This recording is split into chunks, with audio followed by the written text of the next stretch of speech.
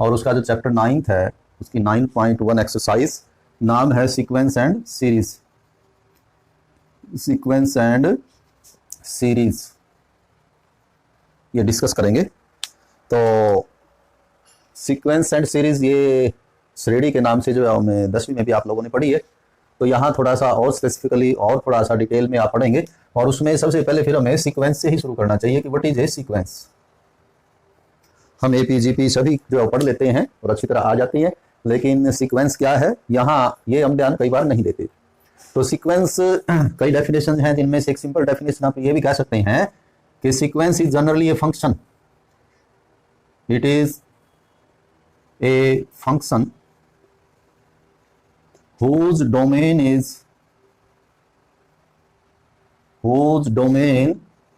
is set of natural numbers। यानी कोई भी ऐसा फंक्शन जिसका डोमेन का मीनिंग क्या होता है कि आपको किस के, यानी कि जैसे ये फंक्शन आपका f(x = 2x + 3) एक फंक्शन है, फंक्शन ऑफ x बोलेंगे इसको। तो यहां पर आप क्या रखते हैं, that is called domain of the function. और जो रखने के बाद आंसर जाएंगे दे आर कॉल्ड या they form the range of this function. तो डोमेन यानी कि values of x which are to be put over here and range means answers after putting the value of x under the function f, कि f लगने के बाद उस number का क्या बनेगा, that is range of x। तो यहां पर हम क्या कहें sequence it is a function whose domain, यानी यहां पर हम क्या रखें, नेचुरल नंबर यदि रखते हैं पहले 1 रखें, 2 रखें, 3 रखें, 4 रखें, और वो जो रेंज आएगी, वो जो उत्तर आएंगे, उनको हम बोलेंगे सीक्वेंस। तो कोई भी फंक्शन आप ले लें, तो एक नॉर्मल सी डेफिनेशन है इसकी जो आप बच्चे जो है वो आराम से समझ सकते हैं। For example if f(x) is से x² + 2 then f1 will be 1² 1 + 2 3। तो ये तो 1 हुआ। आगे f2 विल बी 2 रखेंगे यहाँ, 2² 4 + 2 यानी कि 6। f3 3² 9 9 + 2 यानी 11। f4 4² 16 + 2 18। f5 तो इस प्रकार आप रखते रहें, 5 5 25 और 2 27।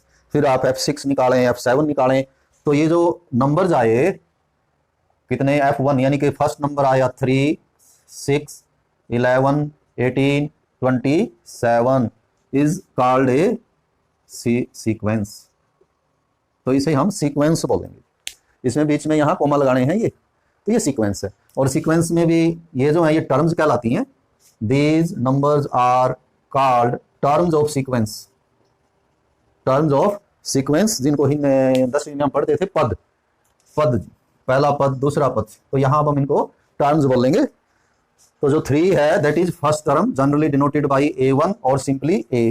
6 जो है a2, 11 जो है a3, 18 जो है वो a4, 27 a5 यानी कि 5th term, and 6th 7th 8th 9th। और इसलिए जो general term will be denoted as general an, nth term, कि n जो है वो चेंज होता रहेगा। n is a natural number, 1 2 3 4 5 6 change करेंगे तो ये जनरल टर्म हो जाएगी an।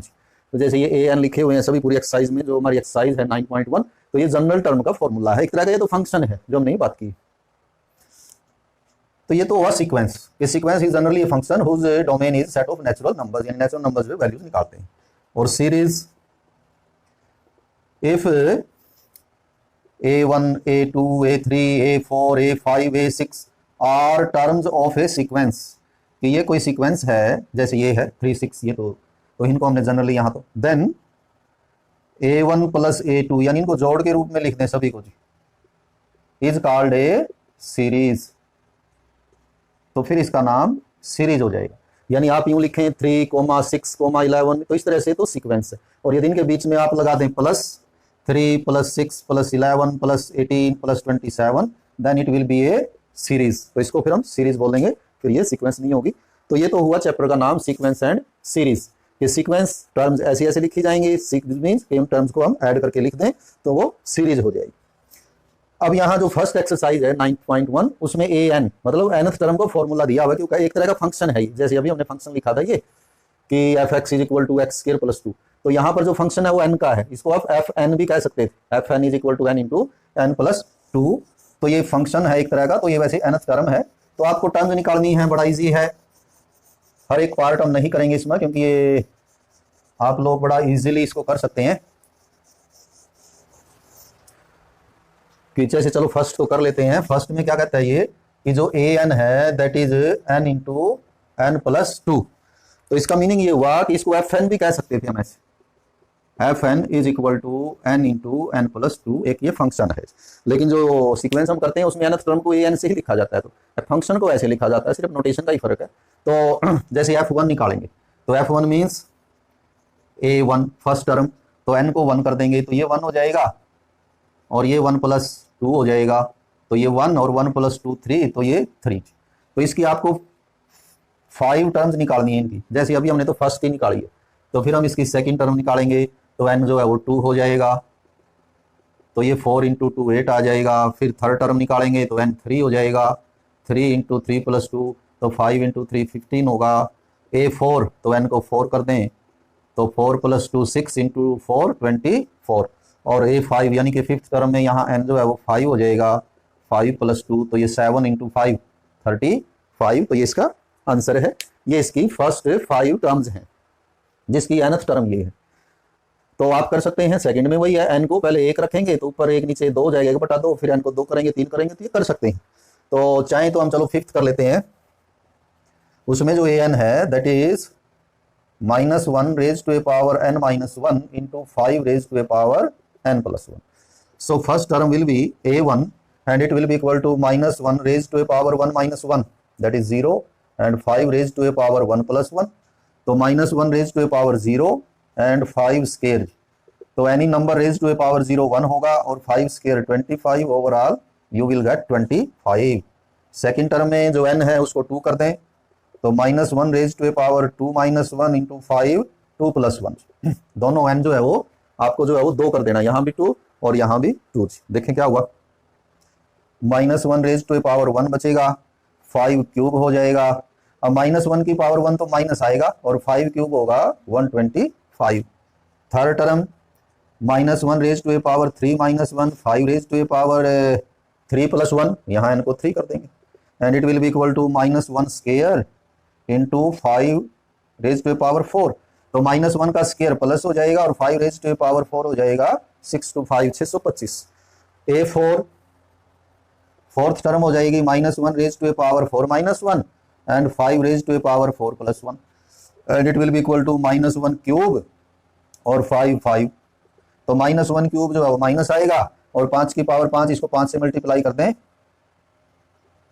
और इसी प्रकार आप जो है वो A5 निकाल सकते हैं, वो पॉजिटिव आएगी, और इसको 5 से मल्टीप्लाई कर दें, तो ये आपकी आ जाएगी फिफ्थ टर्म। तो फर्स्ट टू सिक्स्थ जो क्वेश्चन है वो इसी तरह के हैं, तो हमने फर्स्ट किया है, फिफ्थ किया है, आप तो ये कर सकते हैं। सेवंथ एट्थ ये भी क्वेश्चन तो यही है, इसमें तो 5 टर्म निकालनी थी, उनमें किसी में 1 निकालनी है, किसी में 2 निकालनी है, तो वो इनसे ईजी है। तो एक आधा वो करके देखते हैं ताकि जो है वो आप लोग ये समझ पाएं कि उसने लिखा क्या है। तो जैसे कि कोई भी हम ले लेते हैं, मान लिया हमने 9th, या चलिए पहले 7th ही लेते हैं। 7वां क्वेश्चन है कि जो ए एन है वो आपको निकालना है 4n - 3, इस फॉर्मूले से कि ये 4n - 3, और निकालना क्या क्या है, A17 और A24, मीन्स 17th टर्म 17वां पद निकालना है, और 24 24वां पद निकालना है, 24th term and 17th term. तो सीधा आप 17th टर्म निकालेंगे, A17, तो n को 17 कर दें, 4 × 17 - 3 17 चौके 68, तो ये आएगा आपकी 65, और A24 24वीं टर्म, तो n को 24 कर देंगे, 24 चौके 96 - 3, तो ये हो जाएगा 93, तो वो कंप्लीट हो जाएगा। कोई और कर लेते हैं, 10th क्वेश्चन करते हैं। 10th में कहता है कि जो an है that is given by n × n - 1 divided by n + 3, and we are to calculate A20, means what will be the 20th term, 20वां पद क्या होगा।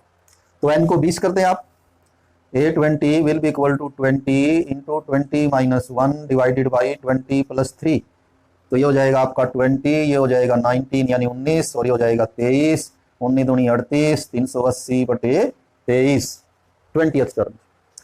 एक ही पद निकालना था इसमें। उसके बाद है 7 से 10 तक ये थे जो क्वेश्चन नंबर आपके 11th to 13th, उनमें सीरीज लिखनी है। फर्स्ट 5 टर्म्स निकाल के फर्स्ट 5 टर्म्स निकाल के आपको सीरीज जो है वो बनानी है। अब सीरीज हमने शुरू में किया था कि पहले हम टर्म निकालेंगे पांचों, फिर उनको एज ए सम जोड़ के रूप में उनको लिख देंगे, then it will be called series corresponding to the sequence given by any of these. तो कोई सा भी ले लेते हैं, मान लिया कि हमने ले लिया जी, चलिए 11th ही करते हैं। पहले उसको पढ़ें क्या दिया है। वो कहता है कि जो a1 है, जो पहला पद है वो 3 है, ये गिवन है ऑलरेडी। और ये कहता है कि जो an है वो आपको ऐसे निकालना है 3 टाइम्स an-1 प्लस 2। और साथ ही ये भी दिया हुआ है कि n को आपको ग्रेटर देन 1, एक से ज्यादा ही रखना है।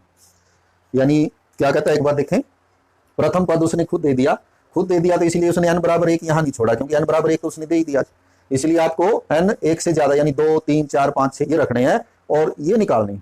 तो पहला पद आपके पास है, तो दूसरा पद क्या होगा, तो वो दूसरा पद ये जो रिलेशन है इससे निकाला जाएगा। यानी n को आप 2 कर दें तो a2, उधर क्या हो जाएगा 3 टाइम्स a2 माइनस 1, तो 1 प्लस 2 प्लस, यहाँ n को आपने 2 कर दिया, यहाँ 2 कर दिया, तो ये दूसरा पद हो जाएगा। यहाँ 2 में से एक पहला पद आ जाएगा और पहले पद फिर हमारे पास ऑलरेडी है, उसकी वैल्यू रखेंगे। तो 3 और पहला पद भी है 3 जमा 2, 3 तिया 9, 9 और 2 11, ये आपका दूसरा पद है। तीसरा पद क्या आएगा, फार्मूला यही रहेगा, n को 3 कर दें दोनों जगह, तो तीसरा पद आएगा 3 गुणा में ये a2 हो जाएगा, 3 में से गया 2, a2 जमा 2, और a2 अभी निकाला था हमने, वो 11 आया था, तो 3 इंटू 11 प्लस 2, तो ये 35 हो जाएगा। a4 फिर इसी तरह निकालेंगे, n को 4 कर देंगे, ये 3 हो जाएगा, 3 टाइम्स a3, और a3 अभी आपने निकाला 35, 35 तिया 105 और 2 107, और फिर आ जाएगा a4, वो हो जाएगा 3, a5 यहाँ 5 करेंगे, तो ये 5 में से गया 4 रह जाएगा, तो 3 टाइम, और a4 है 107, 107 का तो 321, तो 323। ये तो आए हैं आपके पद, पहला पद, दूसरा, तीसरा, चौथा। तो सीक्वेंस, तो सीरीज क्या बनेगी, सीरीज विल बी, इनको जोड़ के रूप में लिखना है, पहला पद यानी कि first term plus second term plus third term plus fourth term plus fifth term, this will be called the series corresponding to this sequence. तो ये मैंने 11th किया, तो ये 11th 12th 13th, तो ये इस तरह से करनी, यानी इनमें आपको 5-5 पद निकाल के और फिर उनको जोड़ के रूप में लिख देना है। अब हम थोड़ा सा एक विशेष तरह की सीक्वेंस के बारे में बात करेंगे, उसको बोलते हैं फाइबोनाची सीक्वेंस। ये ग्रेट मैथमेटिशियन हुए हैं इटली के, और ऐसा माना जाता है, या मैथमेटिक्स की बुक्स में भी ये लिखित है कि ये जो सीक्वेंस है इसके बारे में पहले इंडियन जो मैथमेटिशियंस थे उन्होंने लिखा, और जो यूरोप में फिर जिसने इस सीक्वेंस के बारे में बताया, तो ये इटालियन मैथमेटिक्स है, फिबोनाची सीरीज। कौन सी सीरीज है ये, starts from 0, 1, 1, 2, 3, 5, 8, 13, 21, 34 and so on. This is called Fibonacci series, ये मैथमेटिशियन का नाम है।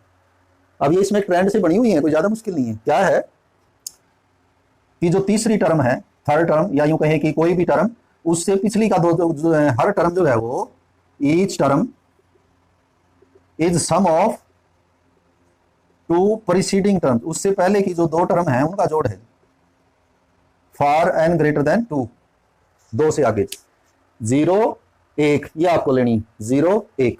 फिर क्या करना है, हर टर्म क्या होगी, उससे पहले की जो 2 टर्में हैं उनके जोड़ के बराबर होगा, 0 और 1 का जोड़ 1, ये कैसे आएगी, इससे पहले वाली दोनों जोड़ लें, 2, ये कैसे आएगी, इससे पहले वाली दोनों जोड़ लें, 3, 5 कहां से आया, इन दोनों का जोड़, 8 कहां से आया, इन दोनों का जोड़, 13, इन दोनों, तो इस तरह से ये चलती रहेगी। This is called Fibonacci series. तो और इसकी डेफिनेशन क्या है, तो ये क्वेश्चन 14th में लिखी हुई है।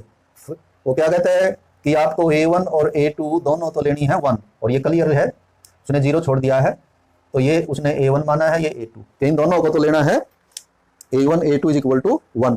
और उसके बाद जो नेक्स्ट टर्म लेनी है वो इस फॉर्मूले से बनानी है, an is equal to an-1 plus an-2।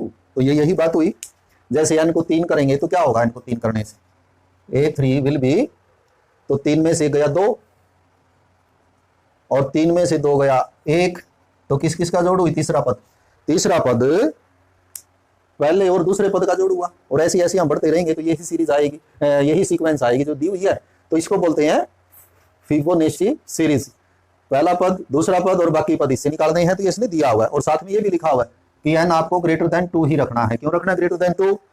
क्योंकि पहले दो पद तो उसने खुद ही दिए हुए हैं कि पहला पद भी एक है, दूसरा पद भी एक है, और बाकी फिर उसके अगले दोनों जोड़ जोड़ के आएंगे।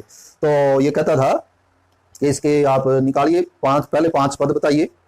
तो A1 तो आपका हो ही गया, पहला पद भी और दूसरा पद भी, ये तो हो गए दोनों 1। तो तीसरा पद क्या होगा? तीसरे पद के लिए यहाँ 3 करेंगे, यहाँ 3 करेंगे, यहाँ 3 करेंगे, तो वो आएगा A2 प्लस A1। अब A2 और A1 तो दोनों 1 1 है, तो ये आ जाएगा आपका 2। A4 कितना आएगा? A4, तो A4 के लिए A3 और A2, उससे पहले दोनों पद जोड़ लें, और तो ये जोड़ हो जाएगा। A3 कितना आया हमारा? 2, और A2 है 1, 3 हो जाएगा। पांचवा पद कितना होगा? A5, A5 आएगा A4 प्लस A3। अब A4 है 3 और A3 है 2, तो ये आ जाएगा 5। सिमिलरली आप A6, A7, A6, A7, A8, A9, तो कितने भी आप इसमें कैलकुलेट कर सकते हैं। तो ये इस तरह से निकाले। इसने आगे भी कहा है कि for n is equal to 1, n is equal to 2, n is equal to 3, 4 and 5 के लिए एक रेशो कहता है, ये निकालो। वो रेशो क्या है? रेशो है an प्लस 1 बाई an। ये रेशो क्या आएगा? तो यदि आप n को 1 कर दें तो ये रेशो क्या बन जाएगा? n को 1 करने से ये बन जाएगा A2 by A1, A2 by A1। अब A2 कितना है? दोनों ही 1 1 है, तो ये तो पहला रेशो तो आएगा 1। सेकंड रेशो कितना आएगा? n को 2 कर दें, तो ये 2 करोगे 2 और 1 3, तो ये आ जाएगा A3 बाई A2। अब A3 कितना आया हुआ है? A3 आया हुआ है 2 और A2 है 1, तो ये आंसर आ जाएगा 2। और n इज इक्वल टू 3 कर दें, तो ये हो जाएगा A4 बाई A3। अब A4 कितना है?